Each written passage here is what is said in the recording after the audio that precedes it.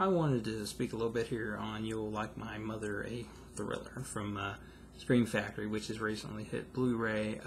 Not going to say a whole bunch on it because, to be completely honest for you, it just really wasn't my cup of tea. This was not my type of film, although I do appreciate the effort that Scream Factory put forth in the transfer and all that good stuff because it looks decent. It isn't going to blow you away, but it definitely looks decent. It doesn't look like they tried to botch it by any means. But it tells the story more or less of this chick, and she's pregnant, and her husband died, so she's kind of going to visit the in-laws, but then she ends up getting snowed up there, and she realizes that these guys are nuts, pretty much. There's this girl there that can't talk, and she senses something is wrong from the offset, but she can't go anywhere because she's pregnant and it's in a bunch of snow. And then, of course, the kicker, which is spoiled in the details here on the back of the box, but the woman's son, which I believe would be her brother-in-law, it's kind of like in the attic or whatever, or the basement, whatever it is. He's there. They don't know he's there originally, but he's there. Or the girl don't know he's there, and he's kind of crazy. So there's your main antagonist to the film. It's a slow mover, and I do want to mention that the crazy guy is played by John Boy from the Waltons, which is always interesting to see him in a role like that. But it just really wasn't my type of thing. It was more slow than I cared for it to be.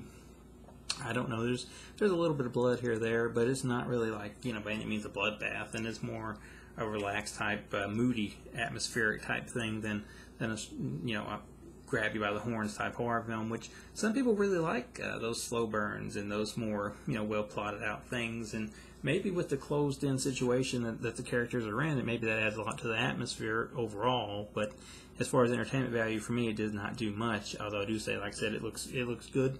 And it's got interviews with Richard Thomas and Cyan Barbara Allen. Photo gallery, theatrical trailer, as you can see there. No reversible artwork, but you got that, and got some pretty cool promotional stills there, as you can see. If I can get that in right. But like I said, I'm sure some people will probably appreciate this more than I did, because it just was a little bit too slow for my personal taste. Nothing really wrong with my bad made film by any means or nothing like that. It just wasn't my type of horror film, so I didn't quite get as much enjoyment out of it as some people out there might. I will say, if this is your type of thing, it doesn't look bad, and it's a pretty cool release. It has some interviews and whatnot, but no. It seemed like this might have been something more suited to me if you tossed it with something else.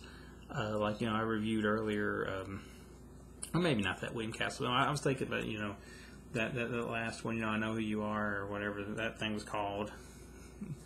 But I just don't know. Maybe not a William Castle film, but maybe if you could have found something similar and kind of threw it on there together, maybe this would have been more of an interesting thing for me, because you at least would have had something else with the purchase. But this by itself, it just doesn't do much for me. If it is your type of thing, or you've heard of it and you do like it, it's certainly a good release because it looks good and all that. But if you've never seen it before, just be somebody that really likes more of a slow pace and what have you out of your horror films before you do try it.